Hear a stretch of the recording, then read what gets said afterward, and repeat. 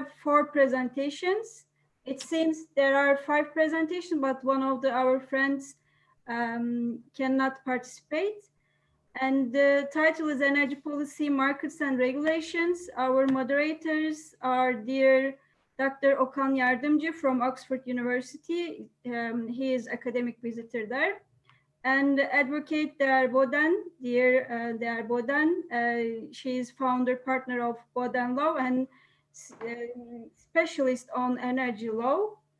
And so I would like to leave the speech to the dear moderators, and I wish you successful sessions and see you after it.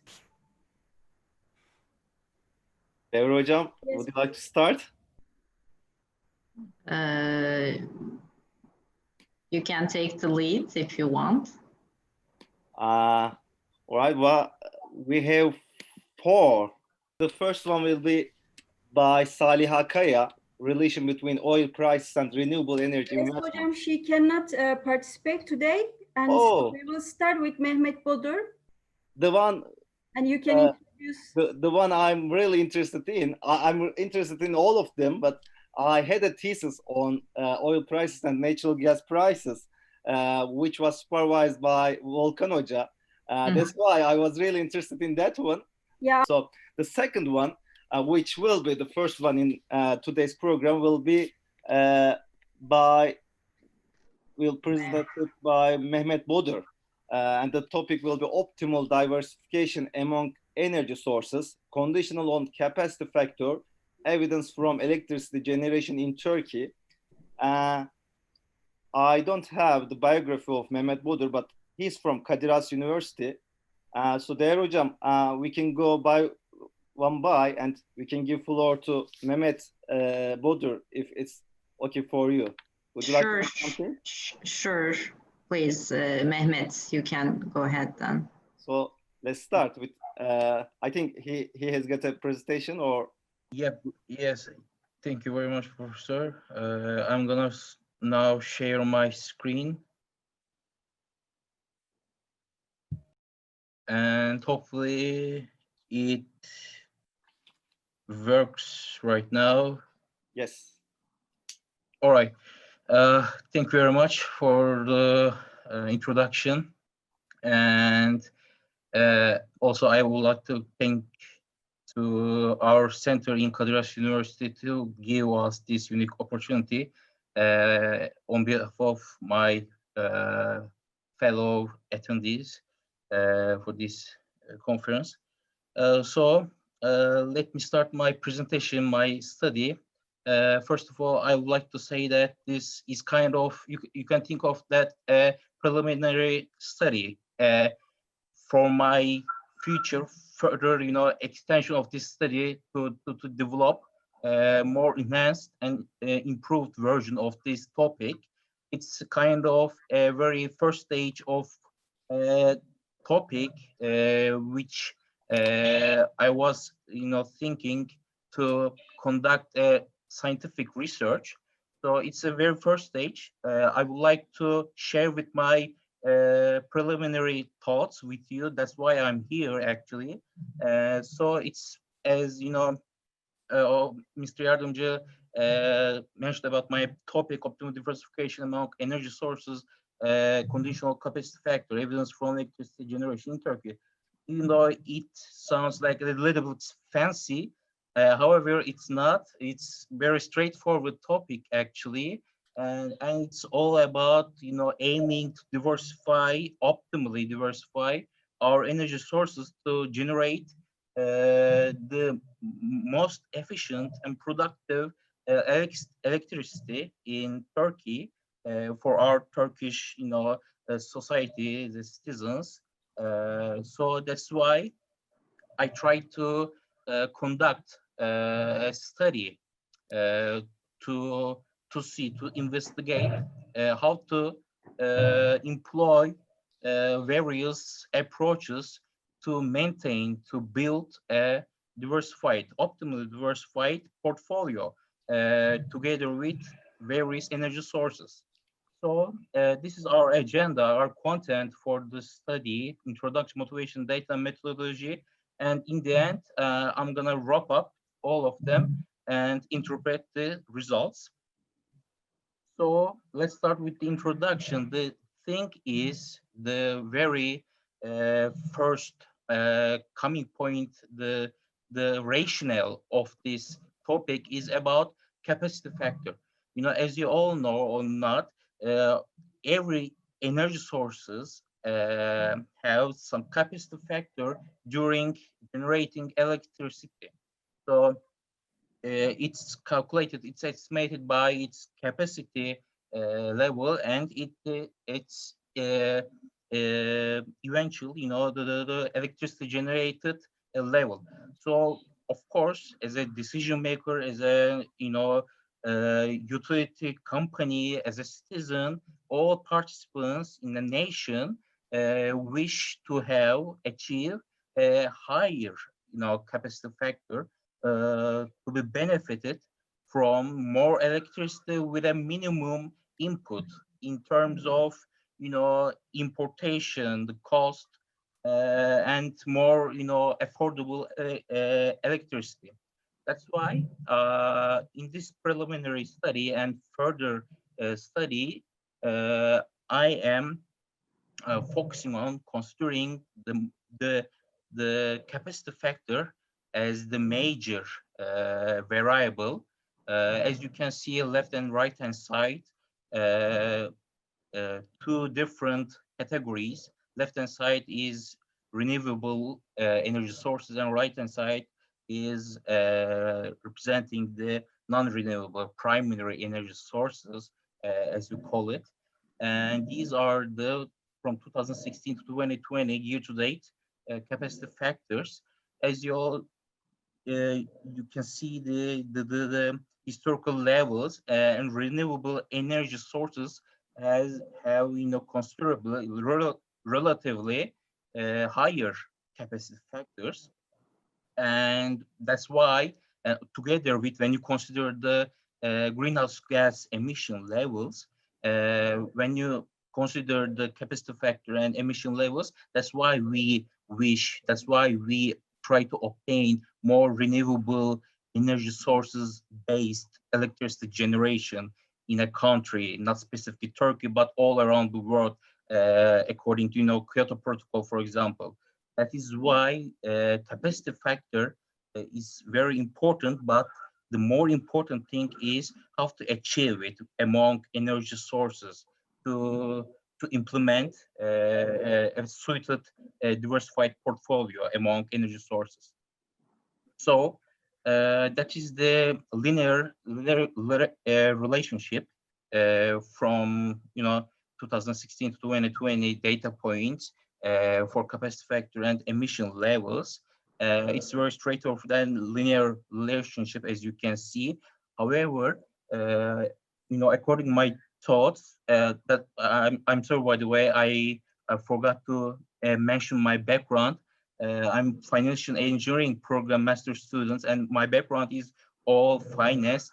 Probably I'm the least related person in this conference regarding to energy.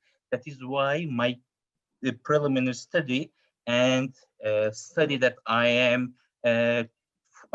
considering to obtain after this conference is highly focusing on energy, but also finance methods. That is why diversification and the portfolio management factors are that in this study, and I am interested in.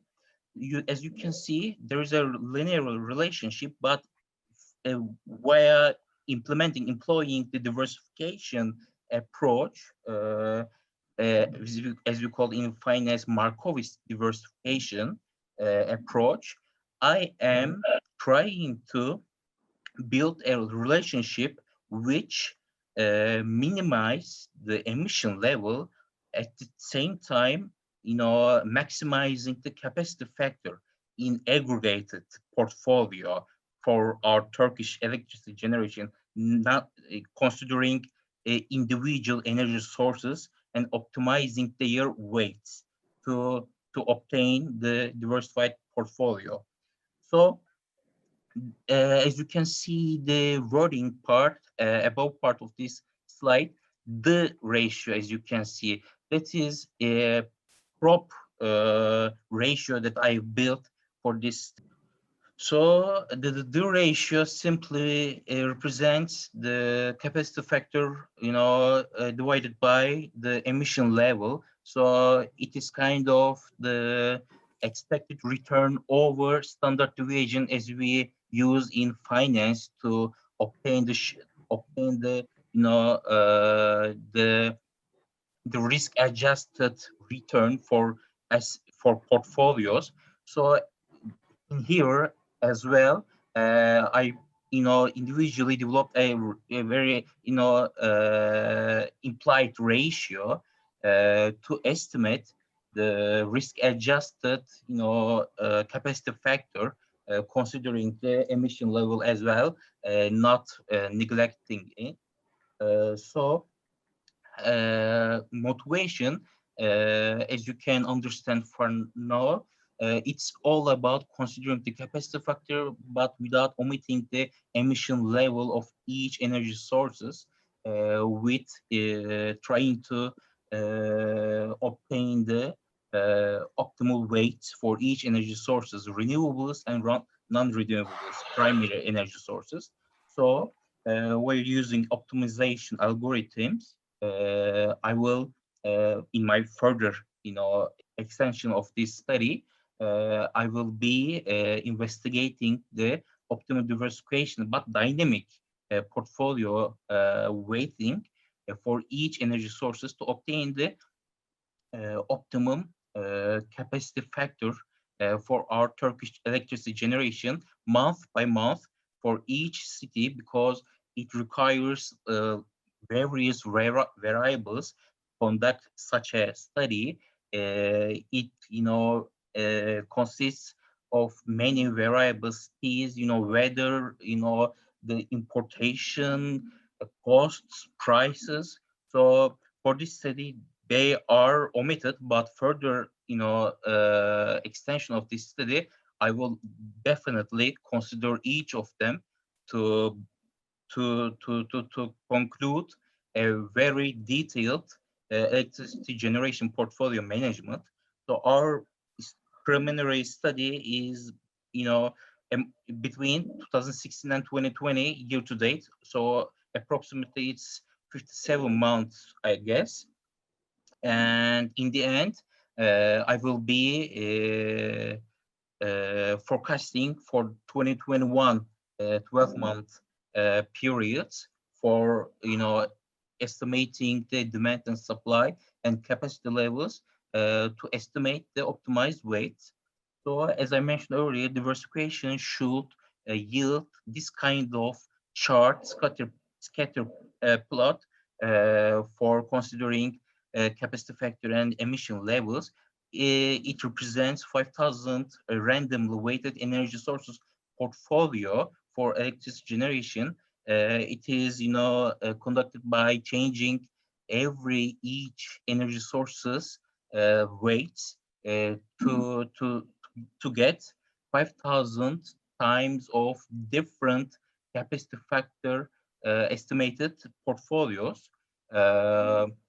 So we, in the end, for this study, we wish to be light on these blue circle areas. So because of the Markowitz diversification approach, simply suggests that the efficient frontier lies in these blue circles. That's why these red points are inefficient portfolios regarding to obtain the maximum capacity factor with a minimum emission levels. That's why I built the D ratio, synthetic ratio, to obtain the blue circle points. So data and methodology, I obtain all data from Enerji Piyasası Düzenleme Kurulu, which is a state agency who, regulate the Turkish energy markets, as you all know. And our variables are capacity, demand, and supply for 57-month period. And our energy sources are 6 from renewables and 6 from primary energy sources, which are, I call them non-renewables. And as you can see on the slide, for the record, I omitted the LNG, diesel, and naphtha for simplicity because they are not representing a consistent and regular usage in our Turkish energy electricity generation portfolio. So most of the periods in our sample period, there are no data for 3 of them. That is why, for simplicity, I neglected them because, and to mention that they have very low weight in our electricity generation portfolio. So their omitting decision will not hurt our eventual conclusion. As you can see from the left-hand side, this is each energy source's capacity levels each month. As you can see, the natural gas has the majority capacity level in our nation, and right-hand side shows the electricity generation for each energy sources as well, and it fluctuates obviously. And after 2020, as you can see, there are some shifts. There are some unexpected decreases and increases. So these are probably the main variables which we need to consider in this study, because it all depends on the weights should lie between 0 and 1, and their summation should be equal to 1. And cap simply represents the after the optimization algorithm approach, our implied capacity ICAP level for each energy sources should be equal or lower than their actual capacity levels. Without considering this constraint, our approach, our result findings will be spurious eventually. And it's same for our capacity factor, implied capacity factor, ICF. And also that we have a constraint which simply says that implied capacity factor should be equal or lower than its historical average. And I use this constraint because of, to limit the algorithms to tilt to its historical maximum capacity factor, because in the end, optimization for if it's maximization objective function, it will tilt to maximum historical capacity factor. So with considering the average, I simply limit this unnecessary issue. In the second objective function, all variables constraints are same. However, our objective function in here, it's the portfolio. So as I mentioned earlier, in this objective function, we want to maximize the ratio. It means not capacity factor alone, but also emission adjusted capacity factor. What we want to maximize is simply. So, and the last one, third one, all variables constraints are same, and the portfolio ratio we want to maximize. But additionally, we consider the maximum minimum, historical maximum minimum weight for each energy resources from 2016 to 2020. With that, regarding to this constraint, also we try to limit our, maximum and minimum weight levels for each energy sources to simply reduce unnecessary and inappropriate weighting for each energy sources to overcome the spurious results for our optimization approach. As you can see, we have 12 energy sources, 6 renewables, 6 non-renewables. So we have hot winters and ARIMA forecasting methods for 3 months 2020 and 12 months 2021 period for estimation period, simply out of sample test. I used hot and winters together with ARIMA because of some energy sources, as pointed in presented in appendix. They show some stationarity, so they fluctuate. They tend to behave a mean reverting behavior. So to overcome this issue, to conduct a better, the healthier estimation forecasting for the future, hot winters adjust the seasonality and stationarity. That's why some of them, after employing the augmented Dickey-Fuller stationary test, I implement, I keep saying we, but I implement the hot winters estimation for the future period, and the rest of them I use the ARIMA method for demand, supply, and capacity levels for each energy sources, renewables and non-renewables, as you can see below of the slide.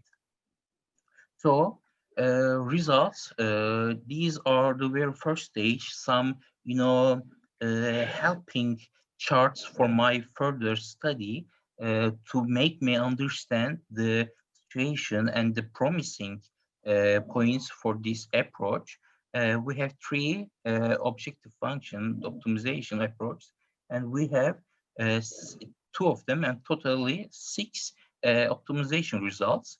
And above ones simply represent capacity factor, and below ones simply represents the ratio optimization. And I try to demonstrate the comparison between actual capacity factor levels and the optimized ones.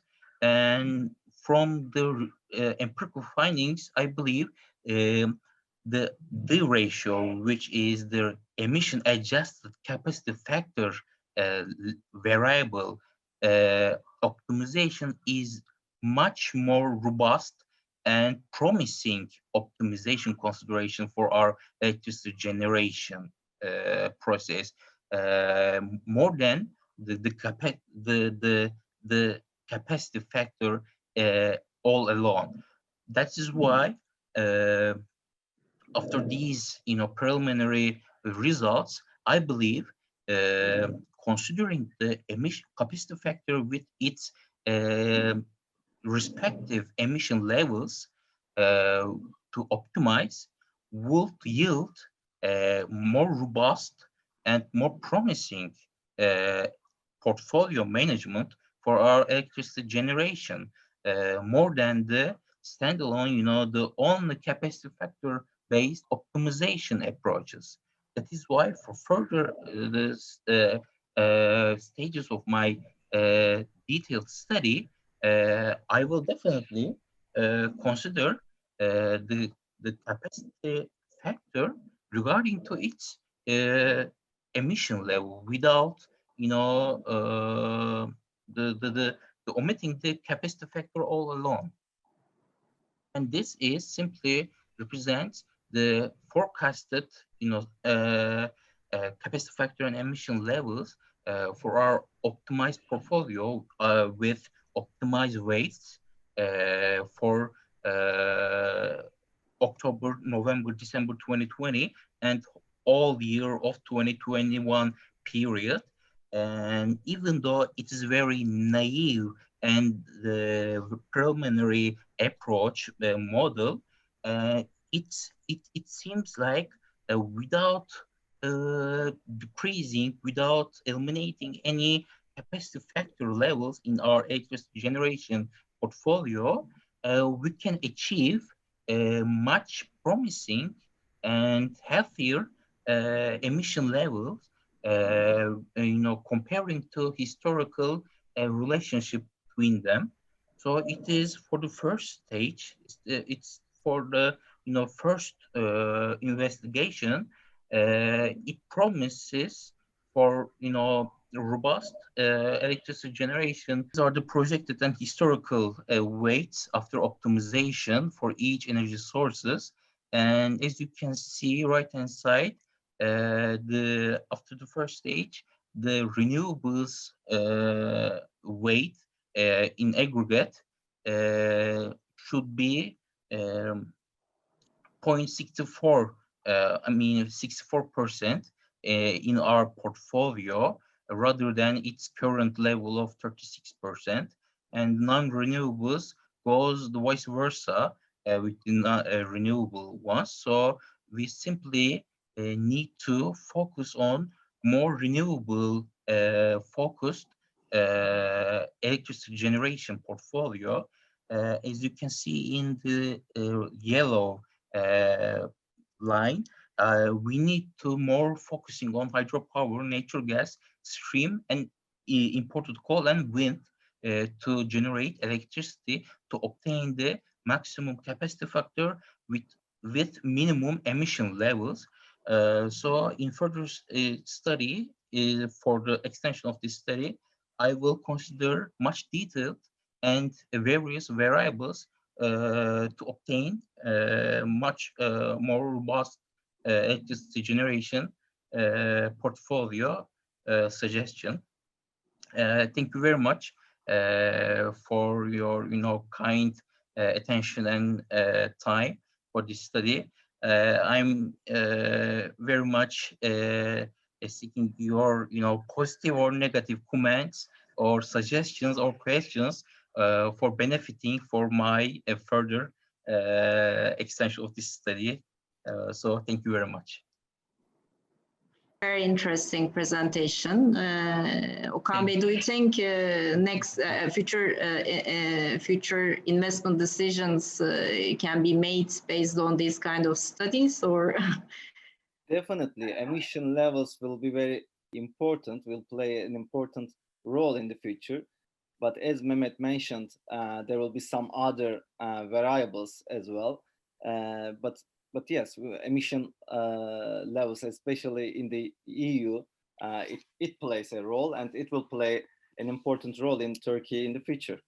Yes, I have a question. You mentioned about the methodologies that you have used. What's the climate science takes place in these methodologies? I mean, you mentioned about the historical values that you considered, but as you know, climate is changing drastically, and can we still use historical values for weather conditions to estimate the future figures, etc.? Definitely, it's a very well-pointed question, Professor, and my answer is obviously no. We cannot rely on historical, raw data to predict future estimations. We need to consider the climate change and all aspects with respect to climate change and its outcomes. So to suggest a better, portfolio management decision makers, simply we need to consider the climate change and its effects on energy sources, and it's because in the end, each energy sources individually the aggregate capacity for each nation to generate electricity. So as I mentioned earlier, without a sufficient level of water with respect to rain, we cannot rely on high level of stream waste in our portfolio. That is why your question is very well pointed, and for further studies, climate change and its positive or mostly negative, the negative effects on each energy sources should be considered to estimate the capacity level for each energy sources. Definitely, Professor. Yes. Also for the geothermal energy, I think whether the existing ones use the reinjection or not may affect their capacity for the future. I think it also affects the optimization. Also, we don't have in this, because this preliminary study all depends on historical capacity and usage data. But if you consider the nuclear power and its future, and we don't have nuclear capacity right now, and that is why your points, questions, and also this kind of the considerations are also need to be focused on further studies. Okay, but it's a great study. Good luck with the details. Thank you very much. Can I ask a question? Yeah, sure. Please. Okay, Mehmet, nice work. Thank you very much, Professor. Concerning the definition of the emission factor, let me ask you the question: how did you define it for wind energy? I simply use the data from various sources. So the emission levels representing for each energy sources comes from some working papers, reports, and also academic studies. So they are simply representing a carbon dioxide level per ton of usage for each energy sources. So they are simply, I haven't conducted any methodology to estimate their emission levels. I simply used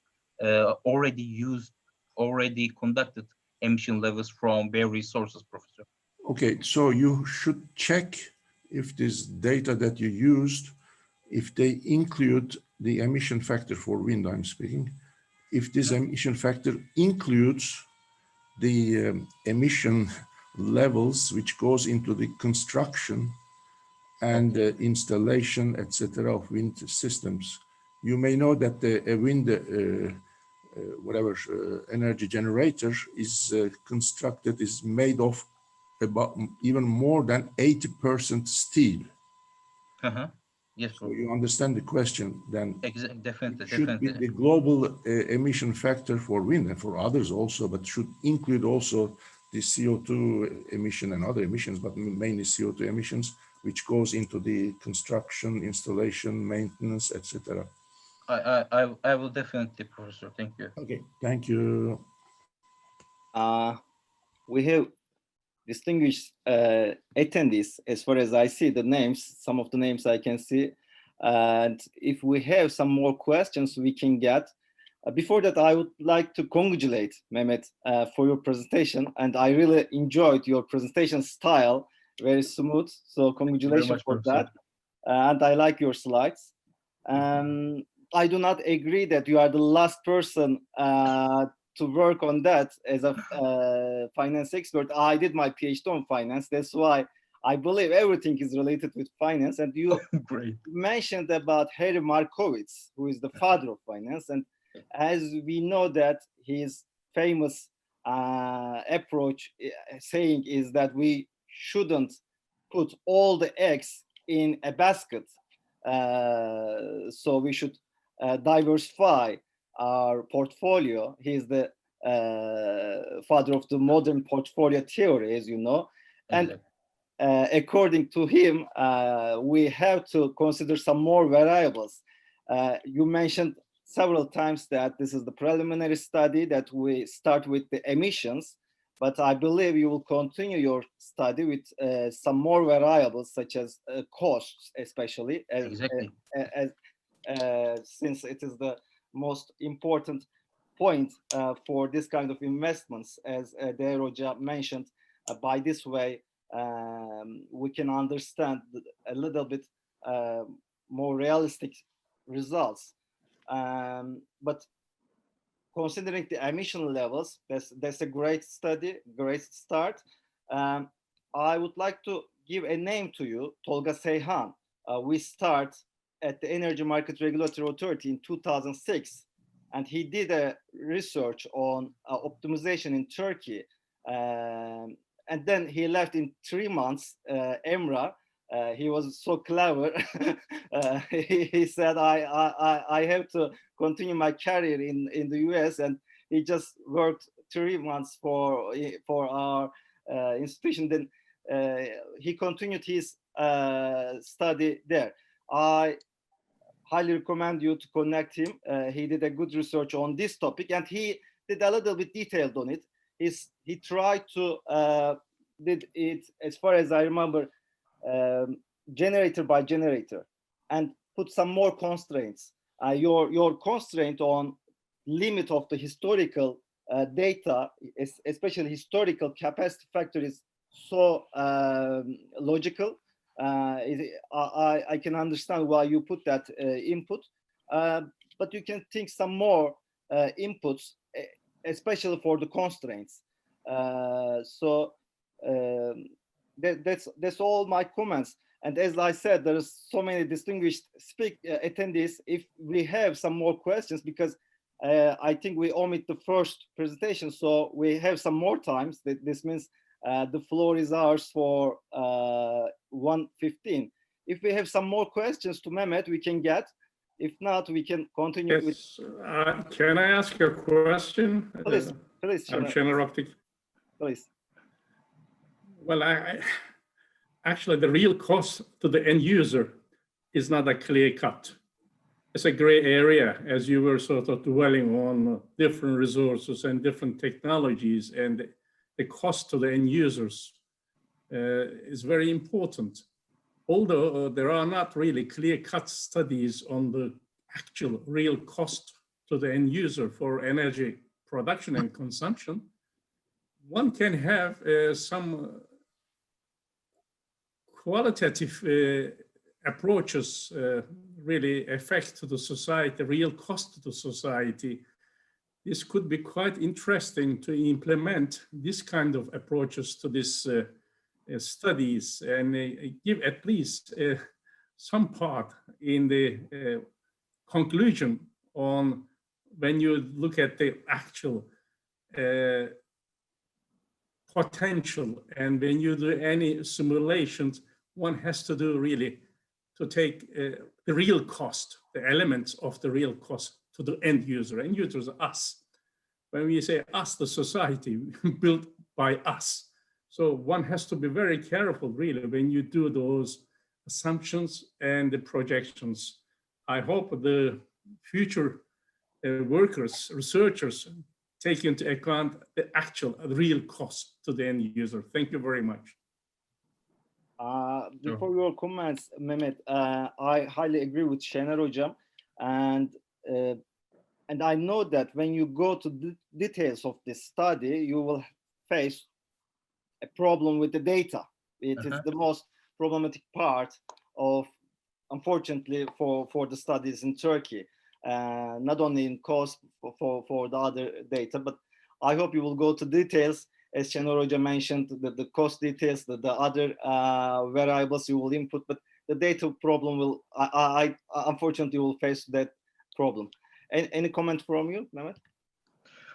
Definitely, Professor. I all agree of all comments and suggestions. The data consideration is also a very important, but in the end, very limited of this, part of this study. I'm gonna try to obtain the appropriate data for going back to, you know, as far as I can go to build, you know, to work with more data points to estimate the future. But in the end, as you know, Değer Boden mentioned earlier, you know, with only, please correct me if I'm wrong, only considering the relying on the, you know, historical data would yield incomplete model, because we have some, you know, dependencies to weather, to political bilateral agreements, and also some energy sources that we haven't used yet.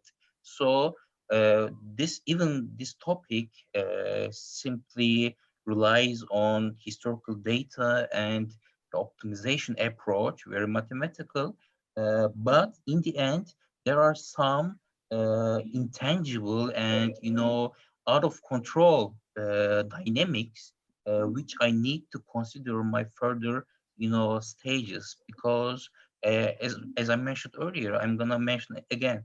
We haven't used nuclear power plants yet, and it is not adjusted in my study. So I'm gonna try to figure out how to implement in my model appropriately a nuclear power plant, you know, portion. So this is one of, you know, questions that I'm thinking. So among all of them. So as you can. So very good start, Mehmet. You know the additional parameters. You know the additional studies that you have to do. I think we, Değer hocam, what do you think? We can continue. I mean, can I add some points? Yeah, I mean, I will take the discussion to another level. I think so far the investment decisions have been made based on the financial feasibility, profitability of the project, but coronavirus and this crisis has shown us another upcoming crisis, which is the climate crisis. They call the COVID crisis as wake-up call for the humanity. So as Şehnaz Bey mentioned, for the future investments, we need to consider the cost of these investments to the society. I'm not talking about the cost of the investment, but also the effects of the investments to the humans, like environmental rights are not considered yet as human rights, but it's coming, I'm telling you. I mean, if you look at the ongoing litigations, climate litigation, etc., we see a growing tendency on, the awareness of societies are increasing. I mean, we have made events with Volkan Hoca very recently. I talked about all these cases, etc., but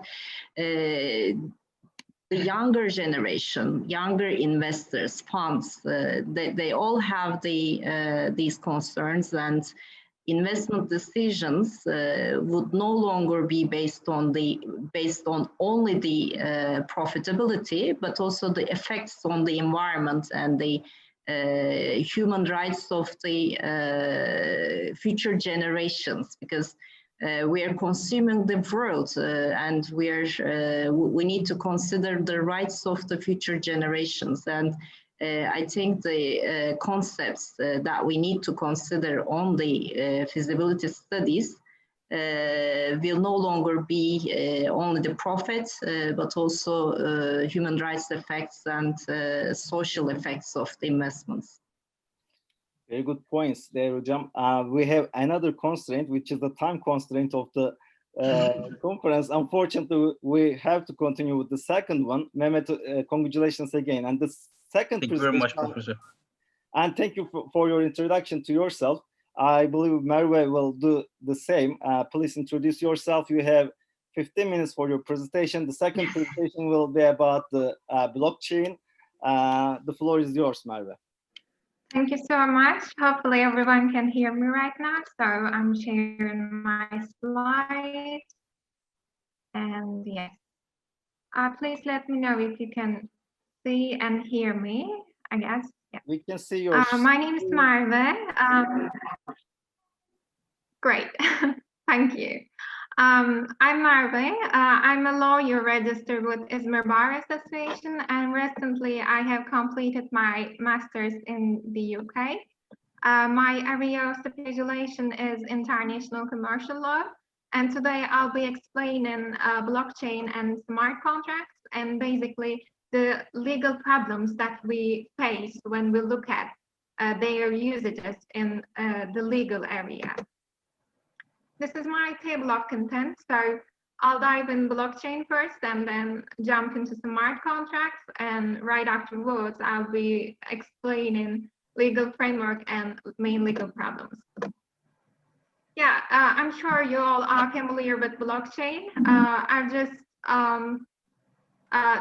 taken two different definitions from two different dictionaries, and I have highlighted the mutual words there.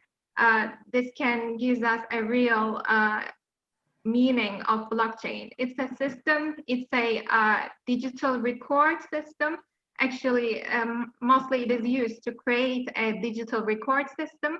And we know that it's associated with Bitcoin and other cryptocurrencies.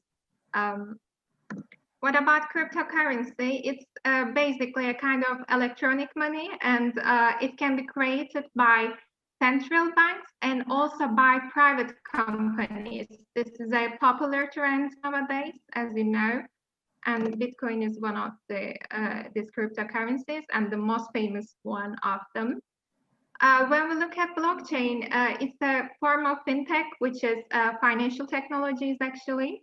It's a digital record, and it is centered around artificial intelligence-driven algorithms, which means that it has a mathematical origin, mathematical base. It provides its users with objectivity and certainty. I want to explain what the objectivity and certainties are.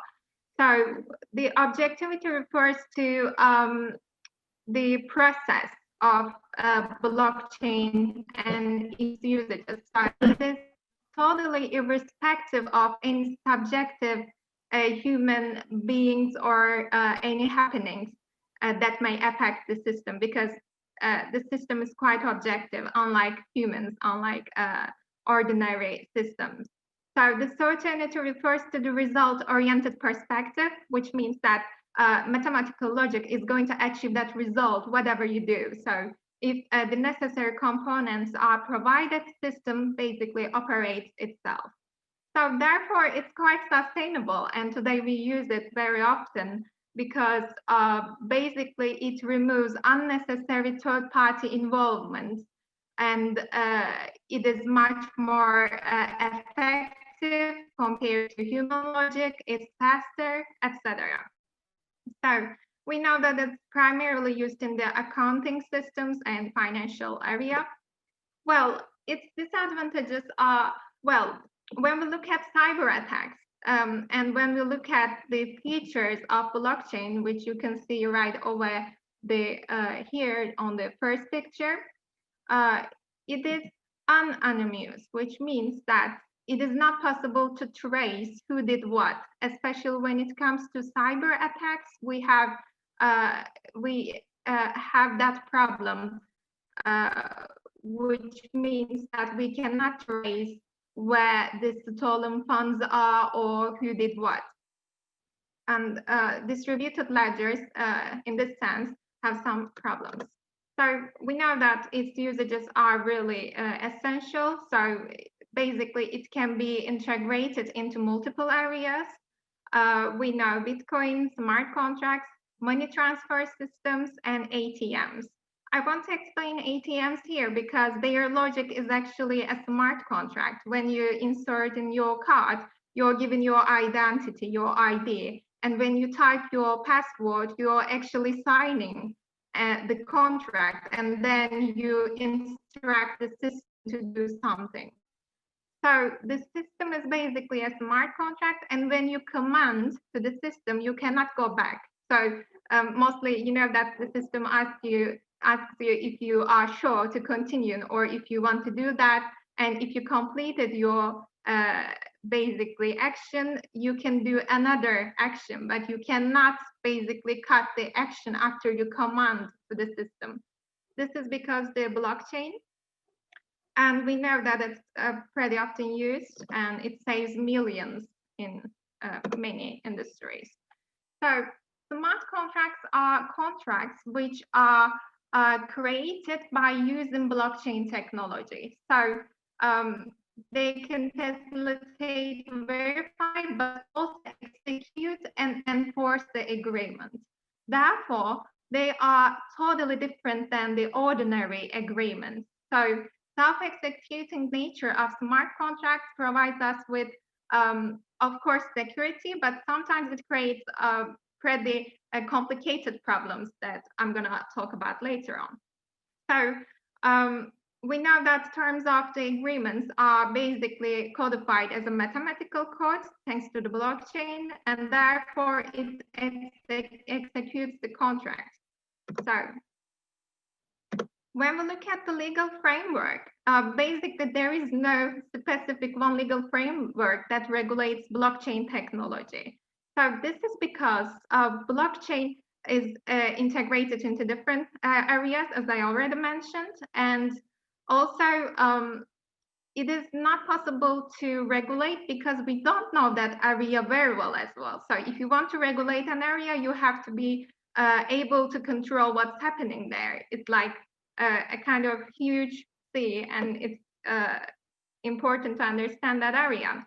So I already mentioned the code is law approach, which means that code executes itself. You don't need to other third parties to basically execute the contract. But also we know that along with the technology, governments are taking initiative and they are trying to regulate that area by creating their own codes, which means that blockchain as a legal code as well. So that's code as law as well as law as code approach is being visible. And lack of regulation basically creates a kind of self-regulation for the private companies especially. So they are creating their own regulation by using their terms and policies that you sign. And also we know that different laws can be applied. So when you look at the GDPR, which is data protection law of the European Union, we know that majority of the rules over there are directly applied to blockchain, but not all of them. And also from the data protection perspective, there are problematic areas such as blockchain cannot remove the information which is codified on the system. So therefore, as to the GDPR, it is not pretty okay because GDPR requires the parties to remove unnecessary information. And we know other laws in that area. So the main legal problems are, as you already understand, when you combine a contract with blockchain, it is not possible to amend it because the system is mathematical based. And also when you look at long-term contracts, you know that there is an ambiguity as to features. So look at the COVID-19 example. So we don't know what will happen or if the parties have a kind of hardship or force majeure contract in their contract containing the provisions as to, maybe impediments like COVID-19. So therefore, it is a kind of problematic area for the long-term contracts. And we know that today, many majority of the contract provisions require human interpretation and human judgment. And in such cases, of course, mathematical logic cannot do such things. And also we know that small changes as to amounts or delay or transfer methods can basically fail the system. system is basically very result-oriented and very strict. So imagine that you have to make your payment on Friday, but you call the other party and says that you're gonna get the majority of your funds on Monday. So is it okay if I pay on Monday? And the other party says, all right, it's fine. We have a long-term practice, it's fine. But if you basically regulated your contract, if you sign your contract as a basically smart contract, the system says no. So it blocks the contract, and all other fulfillments made can be again transferred back or blocked in the system. So therefore, such problems are possible when it comes to smart contracts. And if you have any questions, I would be happy to answer right now. Hope it's a kind of short and explanatory presentation. That's it. Very good Thank presentation. you. Thank you very much. Are you in the UK or Turkey right now? I'm in the Turkey right now, and yesterday I have graduated, so it was a virtual celebration. Great, congratulations. Thank you so much. Very good topic, a very important topic. I believe Değer Hocam will contribute a lot, since the legal issues are hardly mentioned. And we have 5 to 7 minutes for the discussions. Then after Değer Hocam, if the participants have questions, we can get 1 or 2 in a short period of time. Değer Hocam. Yeah, thank you. It was a great presentation, and congratulations on your graduation as well. I mean, as you have just graduated from the LLM program in UK, you know better that common law especially tends to regulate the contract, very long, very detailed, force majeure provisions, etc. So as you well explained, it's very difficult in smart contracts. And I know it was tried in Europe for energy trade deals, and normally energy trade takes place with framework agreements. It's very long framework agreements, and the general terms of the trade is regulated in the framework agreement, but each trade takes place with a specific individual contract. And at the time, we have discussed a lot on how we can use smart contracts in energy trade, etc. And we found out that the individual contract part can take place with smart contract because it only covers offer and acceptance. There's no detail in terms of, the terms of the contract. It is regulated under the signed version framework agreement. But as I totally agree, in the long contracts, it's very difficult, and maybe only this type of, the framework agreement can be signed separately, and then the individual trade can take place with smart contracts. These kind of arrangements are needed, at least at the time being. And I think one of the problematic issues here is the evidence issue, because when the contracts took place, when the meeting of minds of the parties took place, or whether, that was a mistake when entering to the system, or whether it reflects the minds of the parties, etc., and the evidence value of the smart contract might be interesting, especially in countries like Turkey. We have the originally signed document requirement to prove a contract in Turkey. Even if it is not legally required to execute a contract with an originally signed document, it's an evidence issue. So have you come across with any evidence kind of requirement in Europe, or reviewed anything with regards to the smart contracts in this regard?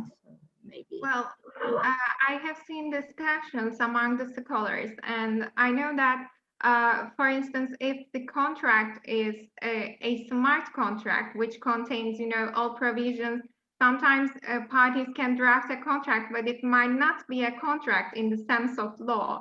But Yeah.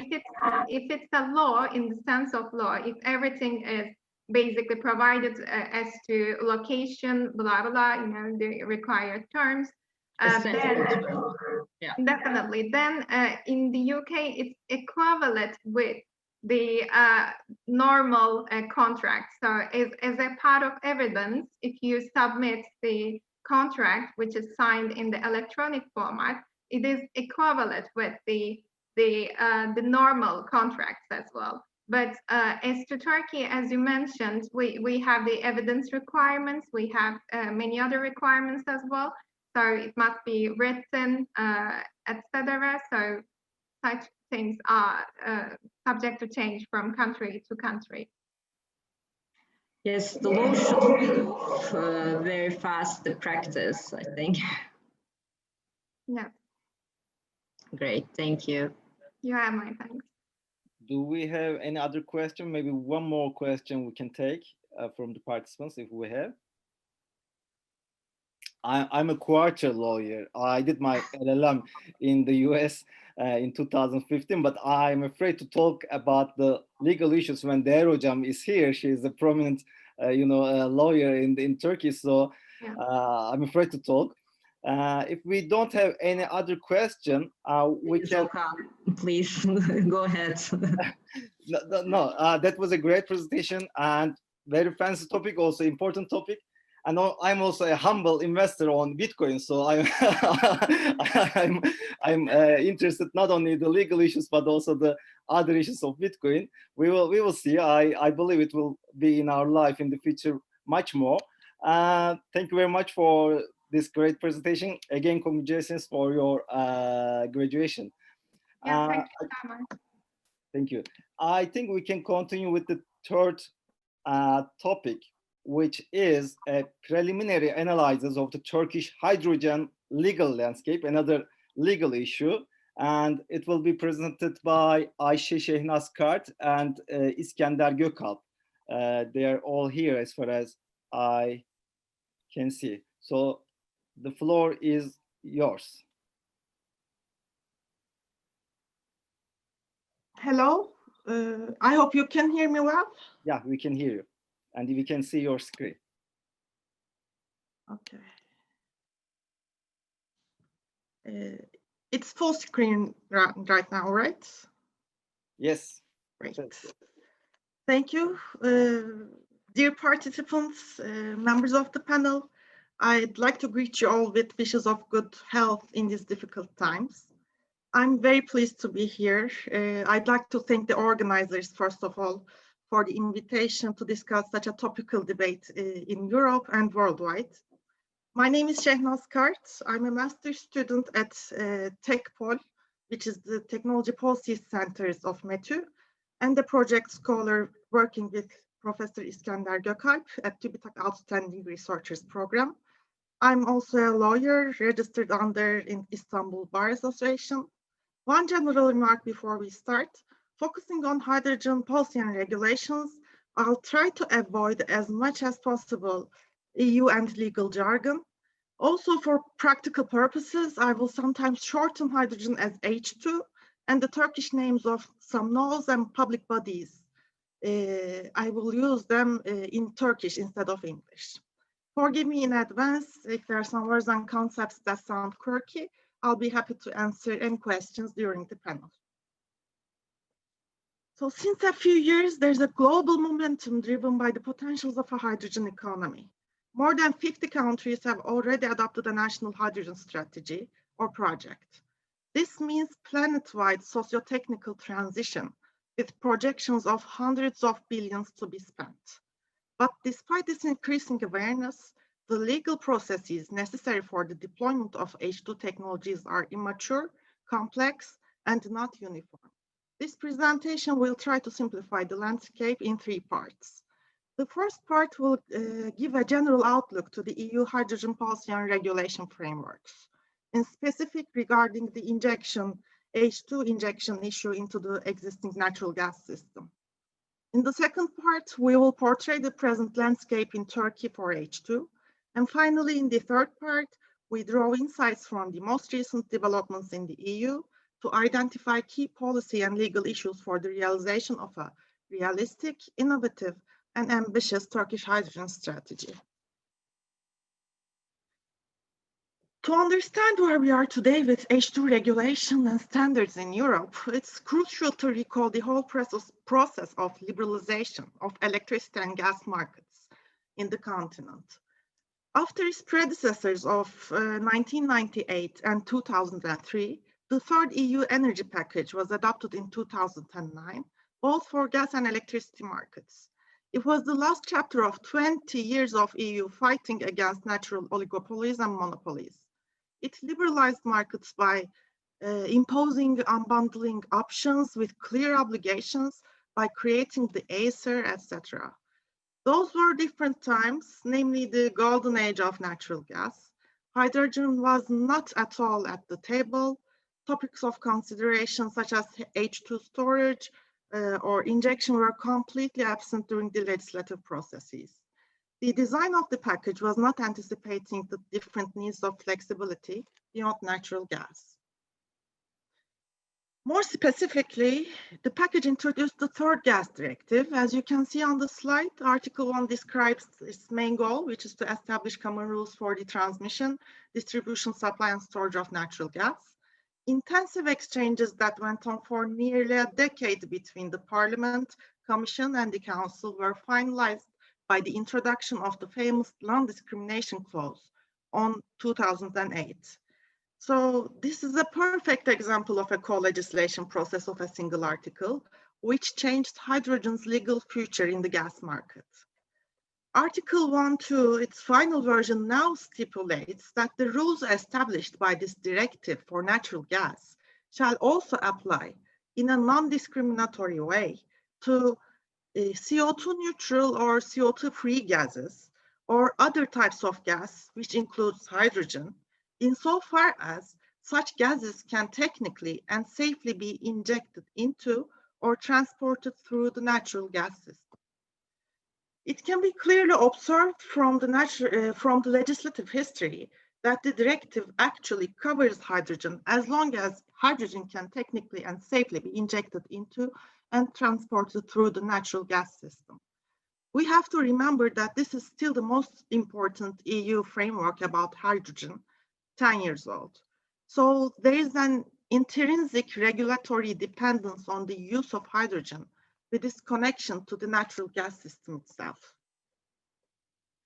10 years later, in 2019, the Commission came up with the famous Clean Energy Package, which is more than 8,000 words of regulation, 8,000 pages of regulation, which it was 8,000 words, including the revision of Electricity Directive and Renewables Directives.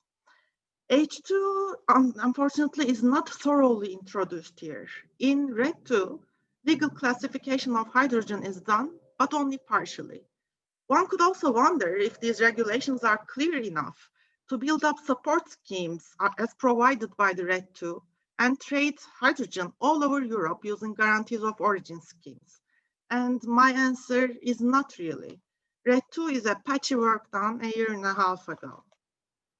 Recognizing this, the Commission came up with a strategy, namely the EU Hydrogen Strategy, which is not a turning point, but it's an important starting point to start assessing what is missing. It moves from linking hydrogen to the natural gas system to moving hydrogen to an idea of sector integration, which brings together gas, power, and heating. They will all merge, and a more horizontal and decentralized system will be developed. Attention, this is not a regulatory, but a strategic act. And finally, the new gas package that will come in 2021 is highly anticipated to clarify this blurriness and reorganize the patchiness. So to sum up, there is an acceleration of the pace of H2 policies and regulations in the last 20 years, as can be observed, peaking in 2019 and 2020, perhaps also thanks to COVID-19. Now, in terms of standards for gas quality, which are very important, we should say that the blending rates were historically heterogeneous among member states. The third gas directive didn't really provide a very solid framework, for instance, for maximum values for blending. So there was no real pressure for member states to try to converge into some clear standards. The CEN standards and their famous Annex E were of course only informative, very limited to particular situations and out of date. In the absence of a standard at the EU level, member states have discretion to set the H2 limits at the national level, including 4 gas interconnection points. You can see from the figure that the authorized concentrations largely differ among member states, plus Japan. The new gas package is expected to deal with this issue for both the benefit of the trade of hydrogen-enriched gas streams and ultimately the creation of the long-promised internal gas market in the EU. So we determined nearly 35 directives and regulations who govern hydrogen issues in Europe. Here you can see a selection of those regulations. As observed, in terms of regulatory framework, the legal landscape is a kind of a patchwork. This evokes negative repercussions for the deployment of H2 technologies. There are important lessons for Turkey to take from this experience. Following this short and quick analysis of the EU, now let's move to Turkey. Turkish policy and regulatory landscape regarding H2 is largely immature and necessitates the coordinated assessment and treatment of the issue by relevant actors, such as ministries, the parliament, and the presidency. On the policy front, you see 2 single measures taken in the 9th and 11th development plans. In the 9th development plan, H2 and fuel cell technology is supported as one of the priority areas. And on the 11th DP, consideration of lignite reserves and feasibility for installing gasification reactors for H2 production are taken as single measures. I won't touch the special commission and working group reports in detail, but no further analysis of the upcoming hydrogen economy can be observed in these reports, not even to a limited extent.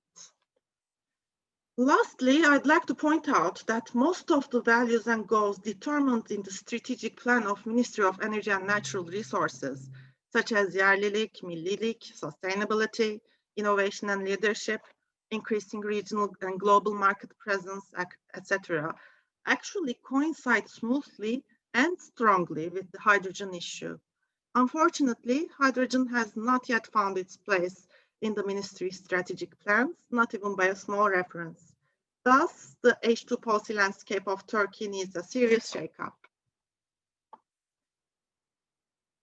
The most relevant instrument, the legal instrument in Turkish law to approach the hydrogen issue is the Natural Gas Market Law numbered 4646.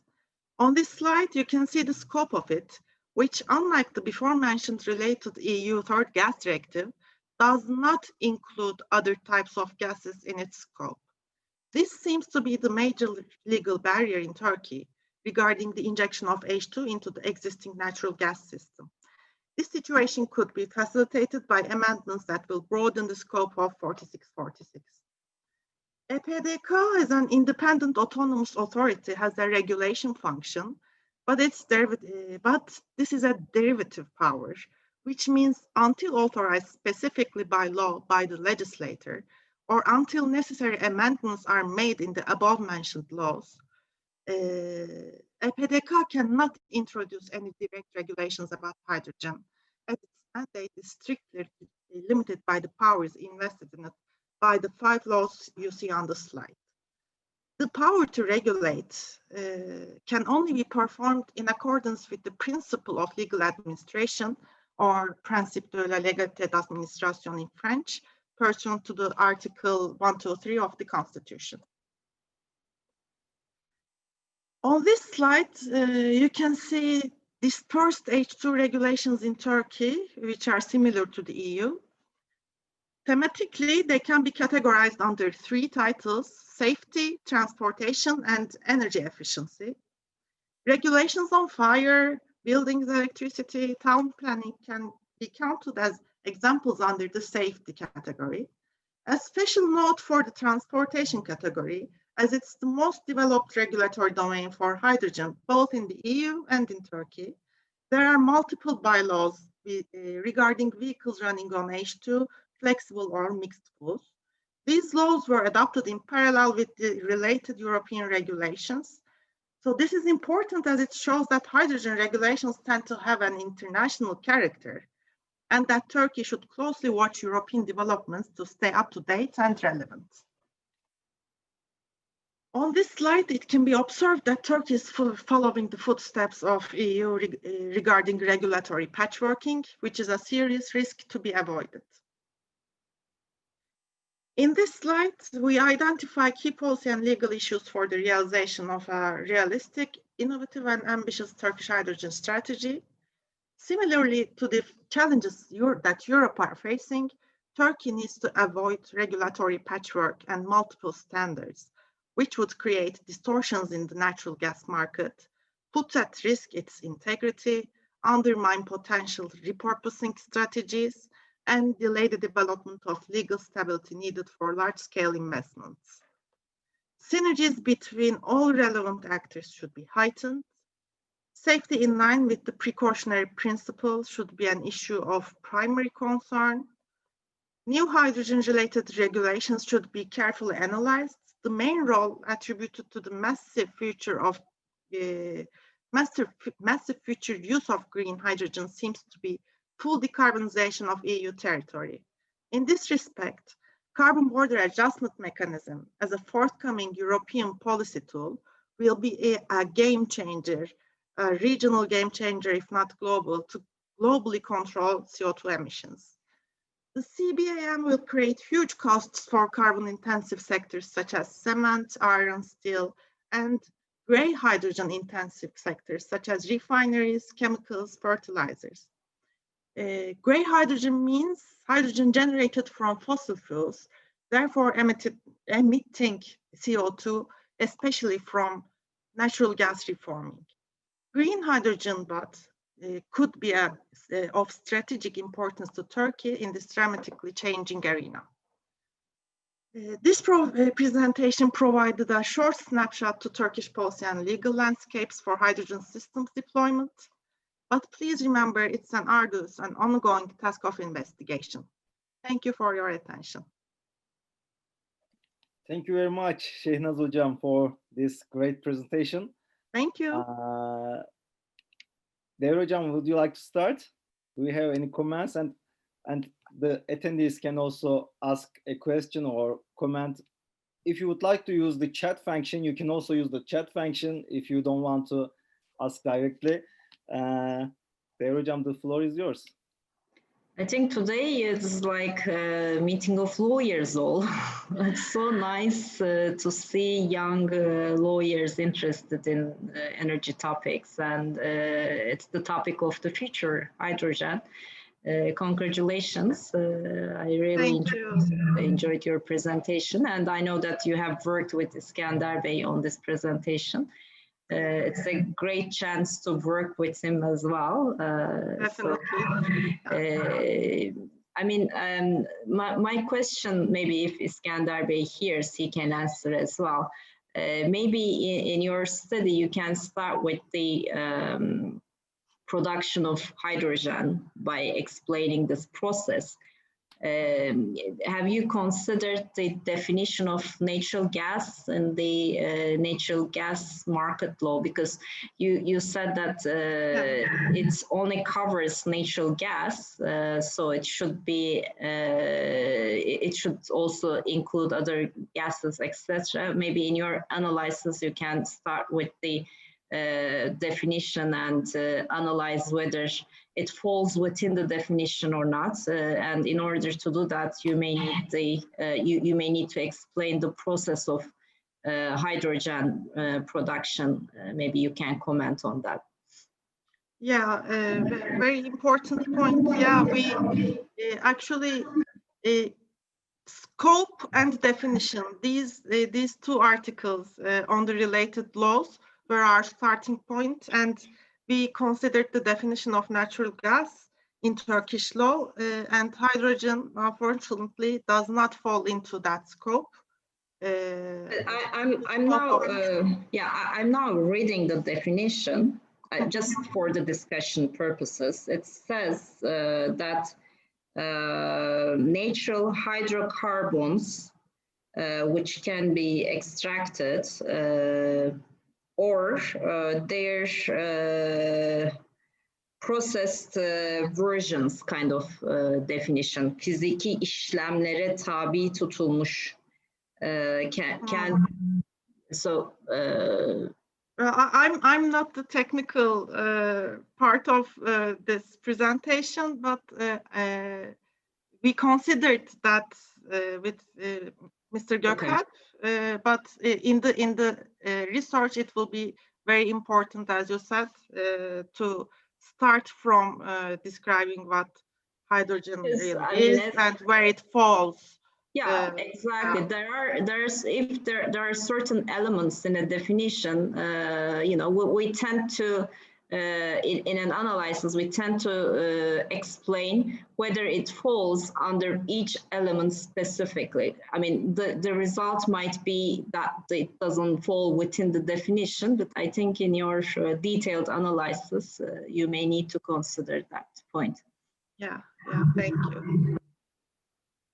Contribution to Değer Hoca's comment, probably rules and regulations on hydrogen transportation is important, especially pipelines and piping structure. Network codes, potash, sheet. Yeah, but the rules and regulations are not there yet, and it's quite complicated compared to natural gas. Yeah, I think Okan Bey, you can comment better than me, but in the SHID regulation, off-spec situations are more related with the gas at the point of entry to the country. If the gas enters to the system, it is more like considered in line with the specifications. But in the hydrogen situation, there might be some other entry points because, and then off-spec regulation or specifications, values, all these should be detailed in the regulation. Yeah, I think I'm far away from the network code of Turkey, but I will contact the Şehnaz hocam in the future for the details. İskender hocam, I think you opened your microphone. Do you have any comments? Well, not here really. Thank you, Şehnaz. It was perfect.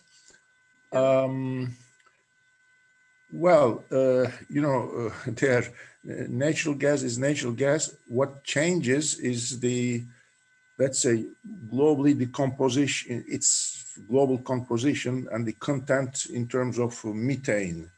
But they are all in the global natural gas definition, and normally there is at the hydrogen there is only trace level, and we can consider that in normal natural gas there is no hydrogen at all. It includes also, of course, the liquid natural gas, the LNG, all these regulations. Concerning the hydrogen generation ways, in the afternoon session from our other students, you will have an introduction to that, but unfortunately this came, Şehnaz's presentation was before that, but this is why she introduced at the end the distinction between green and at least green and gray hydrogen.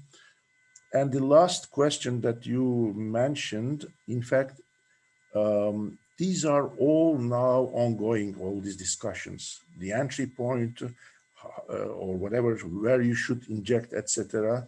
There is nothing on that yet, but indeed, at least at the EU level, all these the regulations that they are preparing are just essentially on this kind of questions, which seems that the issue is very new, and almost everybody is thinking simultaneously on the same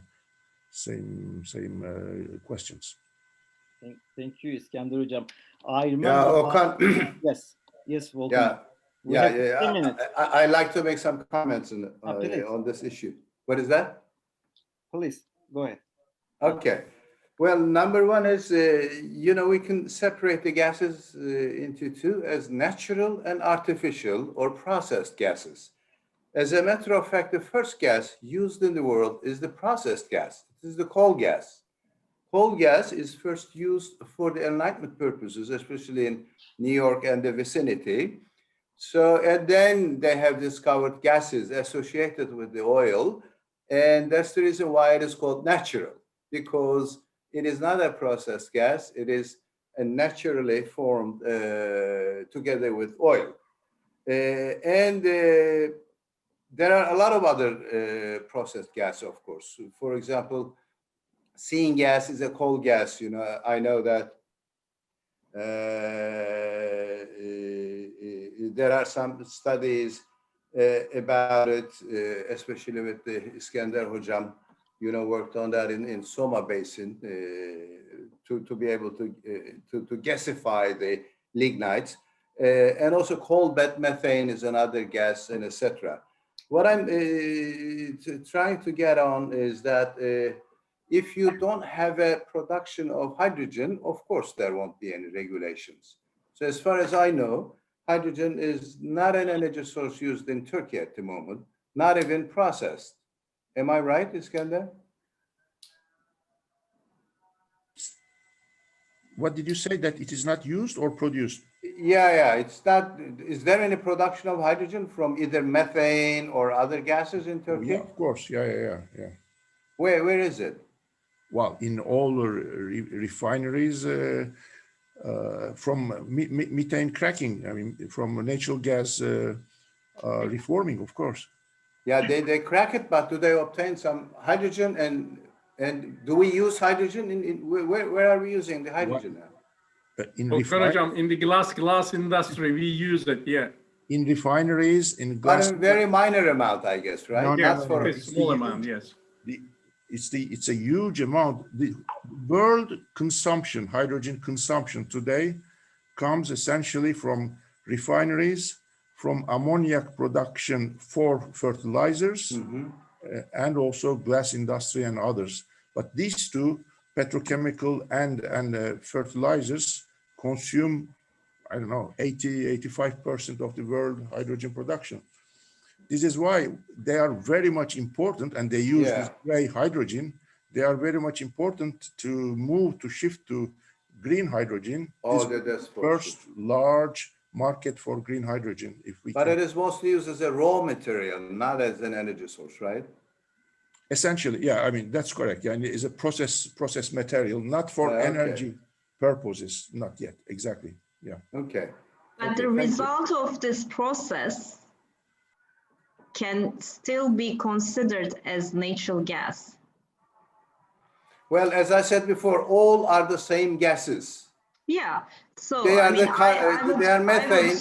They are composed of mostly methane, CH4, and there are some ethane and propane, butane in it in varying amounts. Yeah. So when we say natural gas, we mean the gas associated with oil. It is the end product of the oil generation. And this coal bed methane, coal seam gas, and all others are the artificial gas. Maybe we can separate it into two as processed gas and natural gas. Yeah, I mean, I would argue the definition in the law covers already the processed gas. So it may fall within the definition. But, you read the definition and it says the processed from hydrocarbons, right? Yes. But coal is not hydrocarbon. No, I'm not talking about the coal. Yeah, the coal gas is processed from the gas, from the natural gas. Okay. Coal is not here. Hydrocarbon, processed from the hydrocarbons. Okay. When I heard these discussions, I remember law professors saying about the civil law. Değer Hocam mentioned the common law system and the civil law system.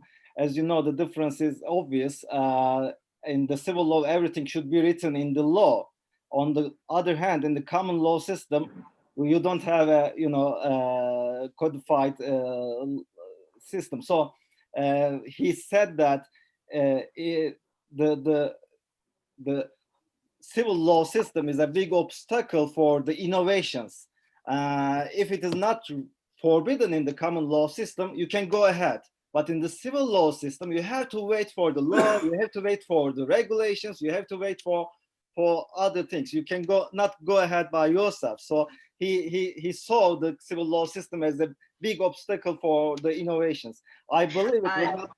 No, I don't agree. I studied in the US. I have my LLM under the common law system, and I studied in Turkey, of course, in the civil law system. I mean, I also worked in a US law firm, and I decided to come back because I didn't enjoy practicing common law, because I believe just the opposite, that even if there is no code, there are court decisions, and you are so restricted with the court decisions. They are the rules, and in our system, there are codes, but they're so open to interpretation. You have seen here. We can all argue different interpretations of a definition, of a rule, elements, etc. I mean, there are different court decisions because they're not in the force of rule. I mean, with certain exceptions. So I think it's more open to discussion here in Turkey. Yeah. I enjoy civil law better. It's my opinion. Yeah, and I think in both systems the regulators should be play a key role for the new technologies. I mean, they should open. They shouldn't be a barrier, and they should open the way. Very good presentation, very good topic. Thank you very much, Şehnaz Hocam, for this great presentation. And we all know Gazbir has an important study on the blending issue. I believe you are contacted to them. We can continue with the fourth and last but not least presentation, which is on the topic of the problematic of renewable energies, 2 paths ahead. The floor is yours, Atamer Aykaç. Please introduce yourself briefly, and then you have 15 minutes for your presentation. First of all, I hope my voice is reaching you. There's no problem there. Yeah, we can hear you. And before even introducing myself, I should maybe say sorry for the virtual background. I mean, the real one is a little messy and I didn't have any time. And also maybe putting a little green is a good irony, I thought. So to introduce myself, I have finished my undergraduate in Hacettepe University, Political Science and Public Administration. In Hacettepe University, I am still doing my master's education. I'm in my thesis here. I'm still in the political science. So if I can share my screen, but first maybe Şehnaz has to cancel sharing it. I mean, can she hear me? Okay, I'm sorry, I'm doing it. Is it?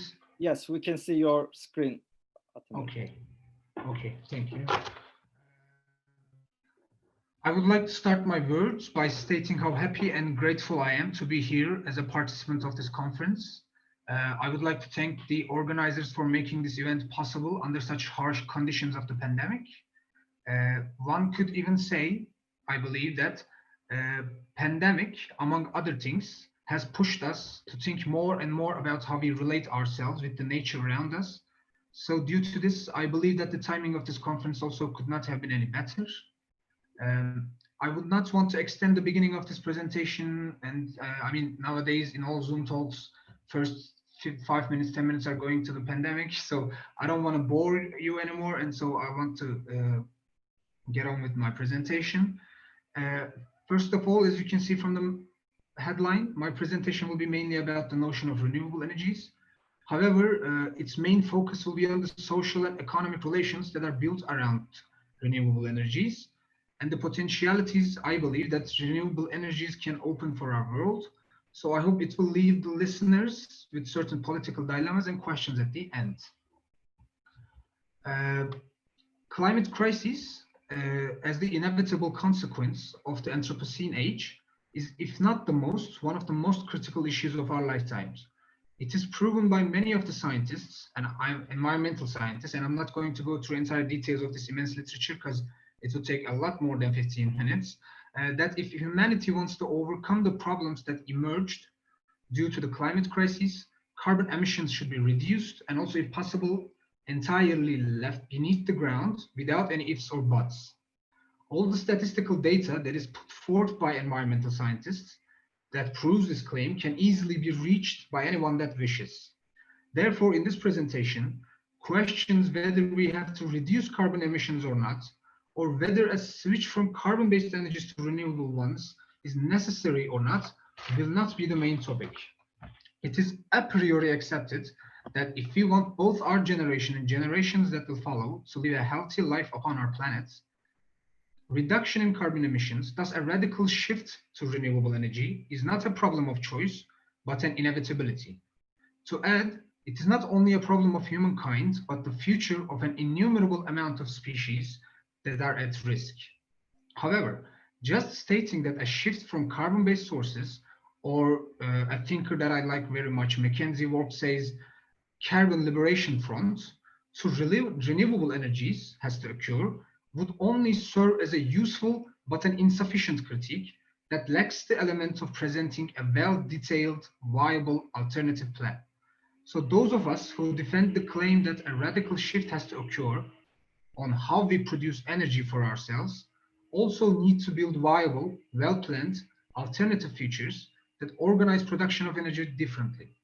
In order to be able to contribute to this endeavor, I will try to sketch two different possible futures that vary accordingly to how our usage of renewable energies differ.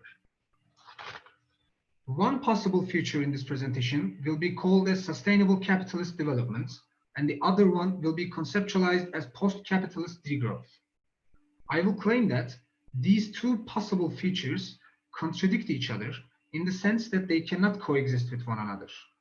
Depending on how they form their perspectives towards the concepts and notions such as natural capital and sustainability, I will try to present why the global economy and ecology with it, since they cannot be taught in separate, can only try to move towards only one of these paths. Of course, as Derek Sayers states in his wonderful book, The Violence of Abstraction, abstractions are violent because for the sake of theory and theoretical consistency, reality becomes a caricature of its own. One might argue and against my approach here, in which I draw two possible futures, is a violent abstraction, for in reality there can never be two possible futures, but an innumerable amount of futures. I would agree with such a criticism only to the degree that two in this presentation is merely a representation that tries to warn those who listen. Of course, future can never be one or the other in absolute terms, but it will definitely remind one of them more than the other. After, I believe, foreseeing a possible critique, let me begin my own quote-unquote necessary violent abstraction.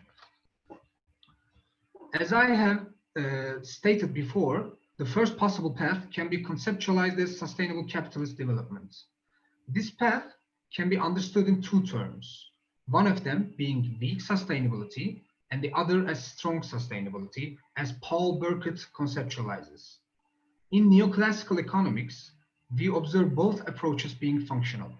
By weak sustainability, neoclassical economics refers to the situation in which natural capital and capital that is produced by humanity are indistinguishable, that capital is an homogeneous being. This framework also implies that these two forms of capital can be substituted with one another. Thus, by this principle of substitutability of weak sustainability approach, neoclassical economics proposes that the principle of market can be functional in order to solve problems regarding environmental degradation and environmental disasters.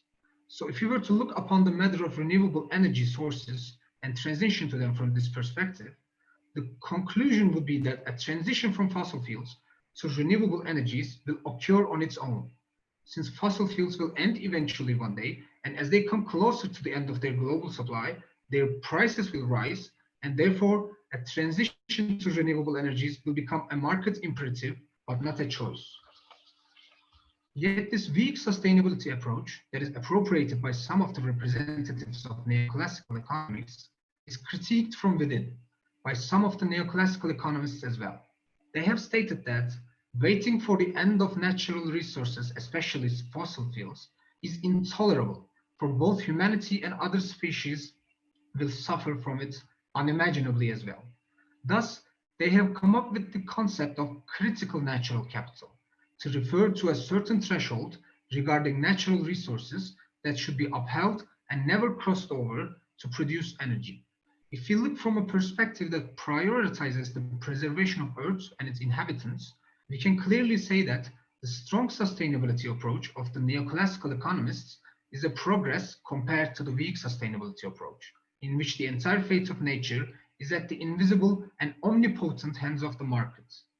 However, we must see that change that is proposed by a stronger sustainability approach is a shift in quantitative terms, and it does not change anything qualitatively. If I were to say it very shortly, looking at the environment and nature around you and seeing all of it as capital is still existent in strong sustainability approach as well. Yet some of that capital should remain untouched and protected by certain political measures for these strong sustainability approach defenders.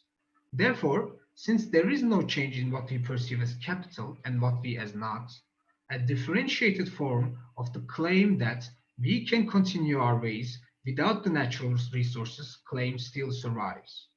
On the subject of renewable energies, the picture that we are left with is something like follows.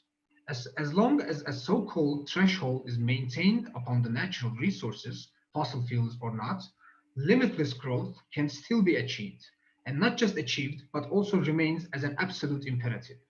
Even if a 100% transformation has occurred from fossil fuels to renewable energies, as long as a certain amount of natural capital is preserved, a limitless growth of capital is still reachable.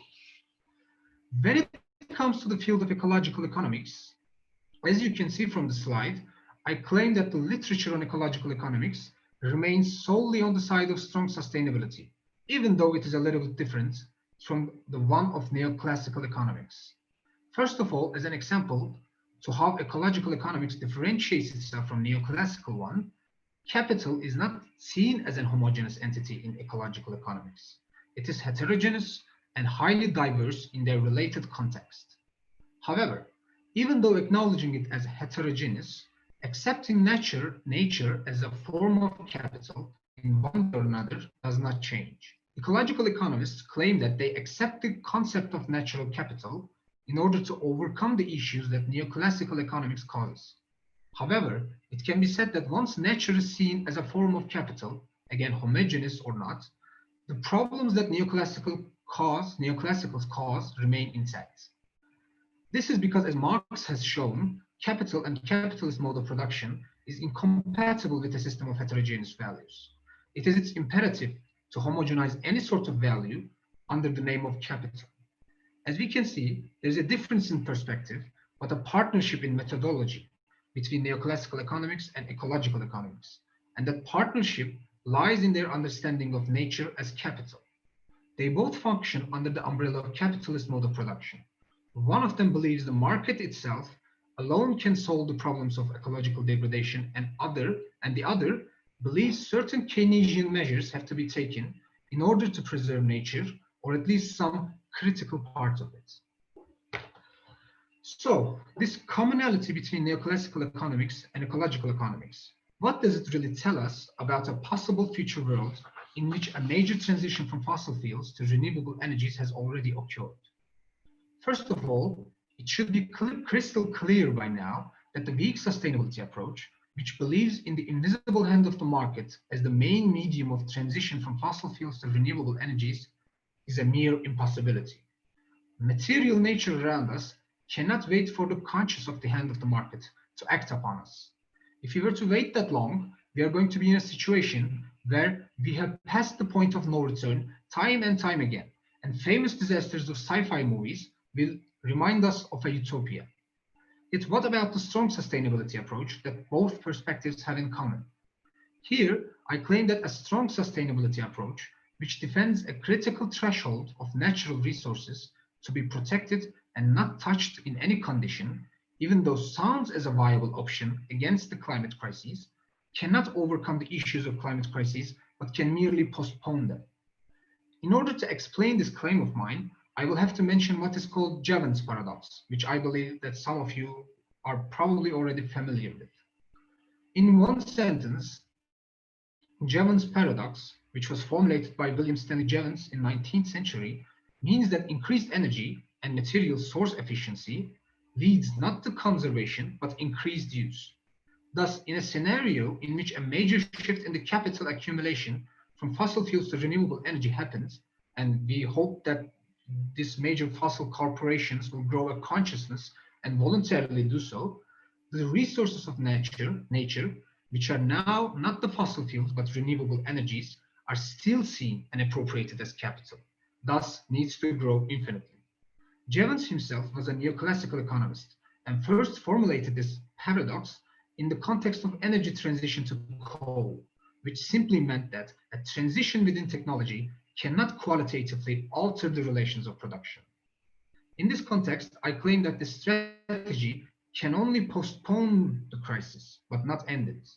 Maybe here, we should give a reference to the Marxist professor David Harvey, which underlines time and time again in his studies that capitalist mode of production is incapable of solving contradictions, but an expert on relocating them in time and space. So when we think of a scenario that a transformation has indeed occurred with keeping a secured quote-unquote critical threshold in natural resources to renewable energies, the fact that our economy's dependence on growth, especially in energy in a limited world, can merely postpone and evolve the consequences of climate crises, but not end it. Of course, unless in some way, somehow, space is colonized by major energy companies and the whole world becomes a distorted version of the movie Blade Runner. We can see this formulation occur in our great dependence on smartphones and transition to electric cars. Storing energy in these devices and vehicles requires high amounts of lithium-ion batteries. Of course, due to limited time, I will not be able to go deeply into these examples, but if a question arises later, I will happily go deeper into them. In the end, what we can observe is that the concept of sustainability, appropriated in relation with renewable energies, becomes quite blurred and unclear whenever it is used if the natural resources of any kind are appropriated as capital. I claim that when this occurs, sustainability of all life on Earth becomes secondary and dependent to the sustainability of capital. In each and every analysis that regards nature as capital, no matter how they change their perspective, the fate of the sustainability of life on Earth becomes the side effect, becoming a mere symptom of the sustainability of capital. And as we all know, if the capital is expert on one thing, it is its never-ending struggle for its own survival, whatever the cost. Yet there is no need for being woeful. We must ask ourselves, how is political and economic theory linked to the applied sciences, if not formulating and drawing viable alternatives for the problems we are faced with? In the last section of my presentation, I will briefly and humbly try to describe one. As you can see from the screen, on the screen, the second possible feature, which has different priorities than the first, is called post-capitalist degrowth. Yet before going into the details of it, certain things have to be cleared out from the first possible feature that is drawn as a bridge to this alternative. First of all, it is already obvious that I have critiqued the perspective in which natural resources, whether renewable or fossil, is seen as capital and follows the laws of the market. I must set out more clearly why this causes a major problem. We all must know and remember that the market and its invisible hand brings itself with a certain set of rules that are socially constructed, which then becomes an objective force of our societies. If we were to quote Gaudi, Atamer, can you be fast, quick, a little bit? Okay, I'll rush it a little more. If you were to quote Gaudi in a simplistic term, he states that biophysical laws of the world contradict with laws of the market. The greatest explanation of this contradiction between biophysical world and the world of the market lies in the theory of social metabolism, which was founded in agricultural chemistry by Justus von Liebig and applied to political economy by Karl Marx, which was later made popular by John Bellamy Foster under the concept metabolic rifts. Metabolism here refers to the situation in which humanity forms its relation with the nature around itself. Marx takes this notion and articulates it to its own theory of labor with an anthropological perspective and states that through labor, humanity relates itself with nature around itself and forms a social ecological metabolism. This integration between materialist conception of history and materialist conception of nature has allowed Marx to think of the features of soil, such as fertility, not only in terms of natural quality, but also in the way we interact with them. As John Bellamy Foster presents, Marx stated that capitalism caused an irreversible metabolic rift between humanity and nature by disrupting the relations between them. Under capitalism, he stated, relations are not formed by energy exchange between them, but with the principle of profit.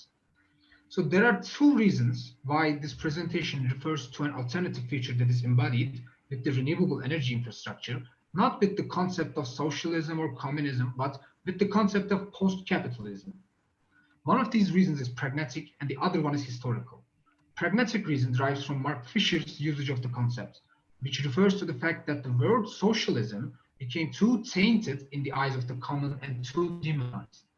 The demonization of the word outside of academia has made it too non-pragmatic to instrumentalize. For Mark Fisher and for this representation as well, the need to go beyond capitalism is so urgent that it has no time to eradicate the ideological misrepresentations around the concepts of socialism and communism. Therefore, out of pragmatic necessity, the concept of post-capitalism is much more effective than other concepts alternative. The other one, historical reason, derives from the atrocities that are committed towards nature by the self-appointed socialist countries. When one thinks of the future in terms of green renewable energy and history of red politics together with it, one cannot deny the environmental disasters of the past of red politics, especially the example of USSR. Thus, because of these two reasons, we have to acknowledge that in a possible future where renewable energies have been the primary energy source and fossil fuel is left beneath the ground, social relations built around those renewable energies cannot be determined by the laws of capitalist mode of production, but can only be constructed with an indeterminately defined and open-ended concept such as post-capitalism.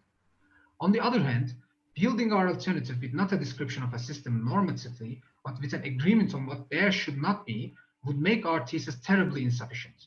Even though a political and economic system cannot be defined and planned to its every single detail before actualizing it into real life, its incentives and certain fragments need to be mapped out. The concept of degrowth comes into the picture right in this instance, when there is a need to describe the glimpses of a much-needed post-capitalist green future. What the concept refers to, being used officially coined by the 19th industrialist ideas, and I'm going to skip the history of the concept since I have to rush it a little more. Scholars of degrowth do not simply defend the idea that a macroeconomic shift has to occur within our global production and consumption. With keeping their research field diverse, they are interested in concepts such as autonomy, commons, care work, self-organization, and how they relate with degrowth. Of course, however, it is indeed impossible for me to go over the entire literature on degrowth studies. Within this presentation, what is crucial about degrowth is that in a post-capitalist world where the renewable energies have become the primary source of our lives, we have to be able to first degrow our economies and then keep it stable, perhaps just like what John Stuart Mill stated in his Principles of Political Economy with the concept stationary state. It is only with the acceptance of the claim that in a limited world, there can be no limitless growth. Our Earth, it's in human and non-human inhabitants, and humans can coexist in the most peaceful way possible. Without providing a social metabolism that is based upon our capitalist degrowth, post-capitalist degrowth, a total shift to renewable energies under capitalist mode of production can only prolong the inevitable environmental degradations but not end them. Before ending, I must underline with a great importance that both concepts and their literatures that are articulated here, which are post-capitalism and degrowth, have mostly neglected one another. Degrowth scholars have mainly stated that it is the imperative to grow we must target and eliminate, without ever acknowledging that the imperative to grow is caused by capitalist mode of production. Or theorists of post-capitalism have mainly tried not to describe what the world after capitalism will be like, and tried to avoid such normativity in their thinking. In this presentation, I claim that these both concepts can only function as an empty signifier if they are not mentioned together. A post-capitalist green world is impossible without the principle of degrowth. And without post-capitalism, what degrowth aims to achieve can only remain on the never being read papers of the academia. I would like to thank you so much and everyone who has shown patience and listened. I am very well aware that, how should I say, it was a little different from the presentations made before, maybe because of my political science and political economy background, but I believe that these social and economic relations that are surrounding renewable energies have to be discussed, and maybe not being even afraid of how radical our thoughts might be, still have to be discussed and put on the table. Thank you so much. Thank you, Atamer. Once again, we saw that energy is a multidisciplinary, interdisciplinary sector. So, and I believe the combination of your study with the first presentation of the session, Mehmet's study, can be a great research on the topic. I have an announcement. Değer Hoca had to leave because of another commitment, and we are out of time. So sorry for stealing some time from your lunch. And I believe the attendees will contact to you for future comments and questions. We can take one comment or question if we have, or you can direct Atamer later on. My email is already on the screen, so if there's any questions or comments, harsh or critiques or whatever, I can read them and get into touch with them. Yeah, Okan, maybe I'd like to ask one question then, maybe, huh? Please, welcome. Okay, Atamer, it was a great presentation. You know, I enjoyed a lot, but I just would like you to tell us about what your conclusion is. What should we do? Okay, I mean, I've tried to underline that question actually at the end, but I was a little rushing, so maybe it was not very that clear. What we should do is that there is an immense amount of literature that only talks about how we should be proceeding towards renewable energies, green energies, since climate crisis is a crisis that is not about to come anymore. It's right here. It's already happening. It's already forcing migrations. But when you read them, hear about them, the only solution that is proposed is a simple version that says, that defends, we need to shift, we need a major shift towards renewable energies. But my claim here is that even if a shift towards such a renewable energies within our current mode of production, it is still problematic, since like I have tried to explain the Jevons paradox, we are still going to be able to Okay, what should we do? What should we do? Like I have said, we have to, I believe, for a green future. We have to change the whole economic system in the world? Yes, I know it comes a little radical, but I believe that academia should not forget. Yeah, I think now, even now with the COVID-19, it's a little, because such radicalities was long forsaken by academia mainly, I believe, and academia should retain that position of being radical again. That's what at least that's what I think, but of course I'm open to all critics. But that Jevons paradox exists in everything. Yes, so you're right. That's why pushing on the renewables is I don't know. That's what I believe. That's what I believe. Why I believe that John Stuart Mill's stationary state was, I think, a very useful concept. I mean, I know that what I keep telling requires a major planning, and word planning is a little scary for everyone. You know, Atamer, there is planning. Yeah. Atamer, I am the late 68 generation, you know, educated in the Middle East Technical University. I've seen all of the revolutions and coup d'etat in Turkey. When I was young, you know, at the college, as a college student, we all thought that nothing can be better if we cannot change the whole system. So we believed the socialism at that time, and you know, the only solution was socialism. Another way, you know, it was impossible for us to be a decent country in the world. Now we are thinking in different ways, of course, but that is very difficult. That's a very radical change, of course. You know, we want to make it better and better in the existing system, of course. I mean, I totally agree. And I'm not saying that within this system, nothing can be made. All we are doing is for nothing in vain. Of course, that's not what I'm saying, because that would be a very poor judgment, I believe. But in the end, I'm saying that postponing the consequences of climate crisis is not a bad thing as well. Let's postpone them. But I don't think that we can end it. Of course, it's my, like I said, it's opinion. But thank you so much for your critique. Atamer, as in everything, in any progress, brings paradoxes together anyway. Sure. You're when right. you say better and better, any better way, bring many different paradoxes. So the paradoxes are life. Yeah, exactly. There is no end to history. I completely agree with you. There is no. It was very impressive presentation. Interesting, yes, very good. Thank you. Thank you so much for your comments. Thank you. Thank you. Thank you very much. As I said, we steal your time from lunch, but we had great discussions. I got lots of points for myself. I believe the attendees did the same. So it's the end of the session. In the afternoon session, there will be some more discussions on innovative energy technologies, geopolitics. I will also try to join. So, görüşmek dileğiyle. Sağ ol. Bye bye.